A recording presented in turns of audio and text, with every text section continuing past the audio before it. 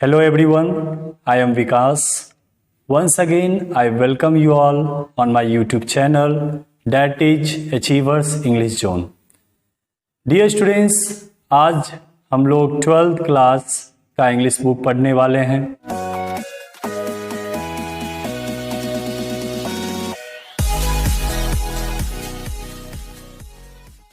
हमारे English book में दो सेक्शंस हैं। पहला है प्रोज सेक्शन, दूसरा है पोएट्री सेक्शन।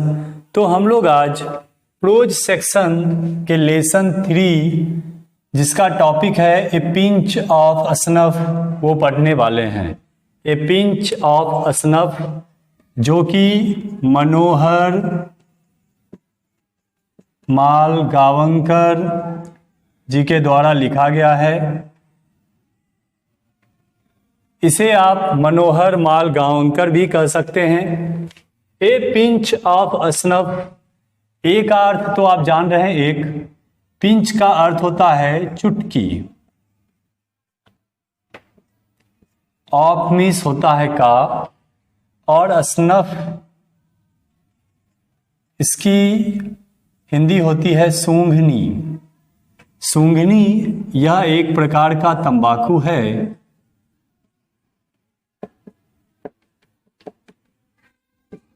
यह एक प्रकार का तंबाकू है सूंघनी।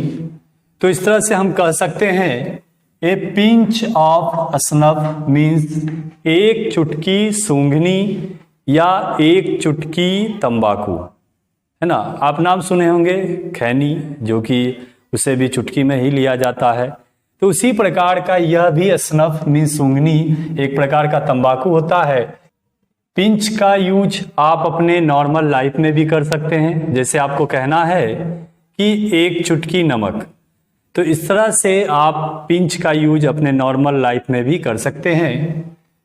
यह चैप्टर मनोहर मालगावंकर जी के द्वारा लिखा गया है। तो आइए सबसे पहले मनोहर मालगावंकर जी के बारे में जानते हैं। तो इनका जन्म, डेट ऑफ बर्थ, इनका डेट ऑफ बर्थ है 12 जुलाई 1913। 12 जुलाई 1913 में इनका जन्म हुआ था।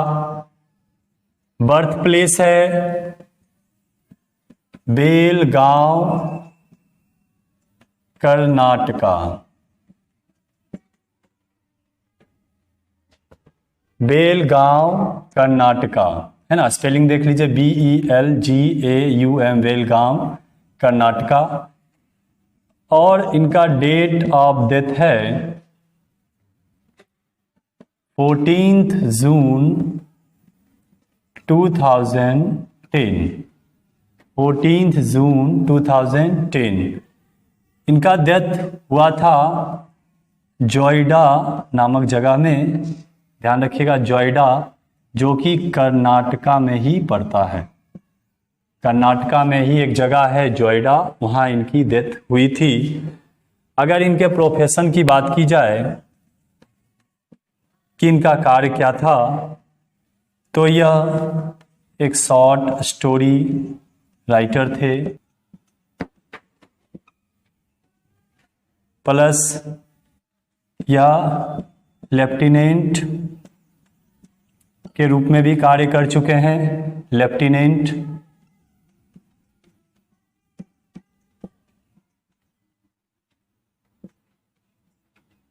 जो आर्मी में, सेना में लेफ्टिनेंट बोला जाता है, उसकी स्पेलिंग देख लीजिए।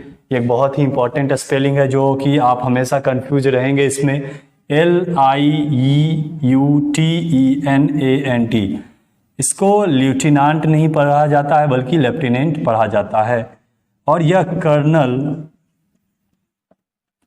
लेफ्टिनेंट कर्नल के रूप में भी कार्य किए हैं। यह आर्मी के लेफ्टिनेंट कर्नल थे। तो इस तरह से आप देख सकते हैं, कर्नल की स्पेलिंग भी आप ध्यान रखिएगा, COLONEL, कर्नल, है ना। तो यह इनका प्रोफेशन रहा है, शॉर्ट स्टोरी राइटर, फिर लेफ्टिनेंट कर्नल भी रह चुके हैं। और यह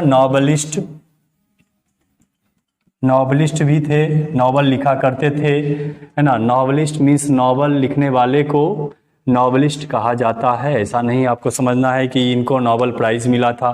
नोबेल प्राइज़ जिनको मिलता है उनको नोबेल प्राइज़ विनर कहा जाता है, ना कि नॉवेलिस्ट कहा जाता है। ओके, इनके कई सारे इम्पॉर्टेंट लेख भी हैं, इम्पॉर्टेंट वर्क्स। इनके कई सारे इम्पॉर्टेंट वर्क्स भी हैं जो कि आपको जानने चाहिए। ये एग्जामिनेशंस में भी आएगा और पर्सनल लाइफ में भी आपको बहुत यूज आ सकता है।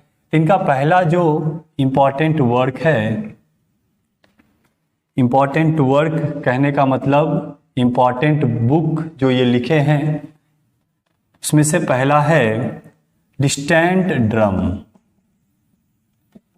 Distant drum. दूसरा है द प्रिंसेस। तीसरा है a bend in the Ganges. A bend in the Ganges, यहाँ गंगा का प्लूरल गंगेज होता है। नेक्स्ट है बॉम्बे बिबेयर। बॉम्बे बिबेयर, ये सारे इनके फेमस बुक्स हैं, इम्पॉर्टेंट वर्क्स हैं जो कि इन्होंने लिखा है। इसको आप ध्यान रखिएगा, ये एग्जामिनेशन में ऑब्जेक्टिव टाइप से पूछे जाएंगे और आपके पर्सनल लाइफ में भी यूज आएंगे। आपसे पूछा जा सकता है कि मनोहर मालगावंकर के कुछ इम्पॉर्टेंट वर्क्स के बारे में बताइए, तो आप इन सभी में से किन्हीं का नाम ले सकते हैं। प्रेजेंट स्टोरी जो हम लोग पढ़ने वाले हैं, ए पिंच ऑफ स्नफ, यह एक शॉर्ट स्टोरी है।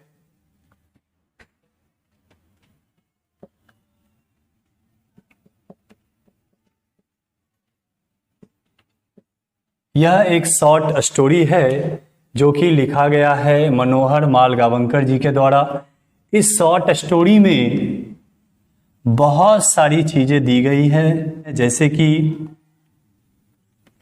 इसमें आपको कॉमेडी भी मिलेगा, उसके बाद इसमें एडवेंचर भी है, साथ में इसमें आपको विट भी देखने को मिलेगा। कॉमेडी मीन्स हास्य कहानी, एडवेंचर मीन्स साहसिक कार्य, और विट, विट का अर्थ होता है बुद्धिमानी, तो इसमें आपको बुद्धिमानी भी दिखेगा। सबसे पहले मैं इस चैप्टर में आए हुए सारे कैरेक्टर्स को आपको इंट्रोड्यूस कर देता हूं, उसके बाद मैं आपको स्टोरी अच्छे से समझाऊंगा। तो एक काम कीजिए, पहले इन सारे चीज़ों को आप अच्छे से उतार लीजिए, इसको मैं क्लीन करूंगा, उसके बाद मैं सारे कैरेक्टर्स को पहले लिखाऊंगा, उसके बाद मैं फिर आपको स्टोरी सुनाऊंगा। आप इसका स्क्रीनशॉट ले सकते हैं। ए पिंच ऑफ स्नफ जो कहानी है उसमें कॉमेडी भी है, एडवेंचर भी है और विट भी है। यह जो कहानी है वह एक काल्पनिक कहानी है। मनोहर मालगावंकर जी ने एक बहुत ही सुंदर काल्पनिक कहानी बनाई है, ए पिंच ऑफ स्नफ। इसमें कई सारे कैरेक्टर्स हैं, लेकिन जो भी कैरेक्टर्स हैं वो सारे काल्पनिक हैं और इनका एक अपना अलग रोल ही है इस स्टोरी में। तो सबसे पहले हमारा जो कैरेक्टर है वो है द नरेटर। इसमें सबसे पहले जो सबसे मुख्य रोल है वो है द नरेटर का, जो कि ये शुरुआत से अंत तक इस कहानी को नरेट करते हैं, इस कहानी को बोलते हैं, व्याख्या करते हैं, जिसे हम कहेंगे कहानीकार। द नरेटर इस स्टोरी में एक अंडर सेक्रेटरी हैं। अंडर सेक्रेटरी मीन्स अवर सचिव, अवर सचिव हैं ऑन प्रोबेशन। प्रोबेशन मीन्स होता है परिवीक्षा। अंडर सेक्रेटरी हैं ऑन प्रोबेशन, अवर सचिव हैं प्रोबेशन परिवीक्षा विभाग में। उसके बाद है नानू काका। इन्हीं के कारण पूरा स्टोरी में जान है। चाहे वो कॉमेडी हो, एडवेंचर हो, विट हो, ये सारा कुछ जो है नानू काका के ही कारण इस स्टोरी में दिखाया गया है। यह है maternal uncle of the narrator. Maternal uncle of the narrator. Maternal uncle means मामा। नानू काका नरेटर के मामा जी हैं। उसके बाद है लाला सोहन लाल रतिराम। लाला सोहन लाल रतिराम जो कि पार्टी बॉस ऑफ दिल्ली हैं, है ना, दिल्ली में पार्टी अध्यक्ष हैं। उसके बाद है रतिराम जो कि सन ऑफ लाला सोहनलाल, पहला सन ऑफ लाला सोहनलाल, सोहनलाल के बेटे हैं रतिराम। लेकिन इनकी पहचान नरेटर से कैसे है तो जानिए। Works in the same ministry of the narrator, और यह नरेटर के सेम मंत्रालय में भी कार्य करते हैं। इस कारण से इस कहानी में इन लोगों का कनेक्शन बनता है। नेक्स्ट है हजरत बरकत अली। नेक्स्ट है हजरत बरकत अली जो कि इस कहानी में सामने आते कभी नहीं है, लेकिन इनका नाम बहुत यूज किया जाता है इसमें। तो हजरत बरकत अली जो कि हैं द एम्बेसडर, मीन्स राजदूत, जो कि एक कंट्री से दूसरे कंट्री के लिए कार्य करते हैं और रिप्रेजेंटेटिव होते हैं, एक देश के दूसरे देश का रिप्रेजेंटेटिव होते हैं, उनको एम्बेसडर कहा जाता है। यह नाम बहुत ही यूज होता है इस कहानी में। एक और हैं जिनसे मिलने के लिए नानू काका दिल्ली आते हैं। इनका अपना शहर दिल्ली नहीं है, लेकिन ये आते हैं दिल्ली इनसे मिलने के लिए ही, है ना। ये हैं the welfare minister, the welfare minister. इनका नाम इसमें नहीं दिया गया है। तो ये सारे कैरेक्टर्स हैं इसमें, ये मुख्य कैरेक्टर्स हैं। इसके अलावा भी बीच बीच में कुछ लोग आते हैं, लेकिन उनका बहुत ज़्यादा रोल नहीं होता है, और साथ ही उनका नाम भी इसमें नहीं दिया गया है ना।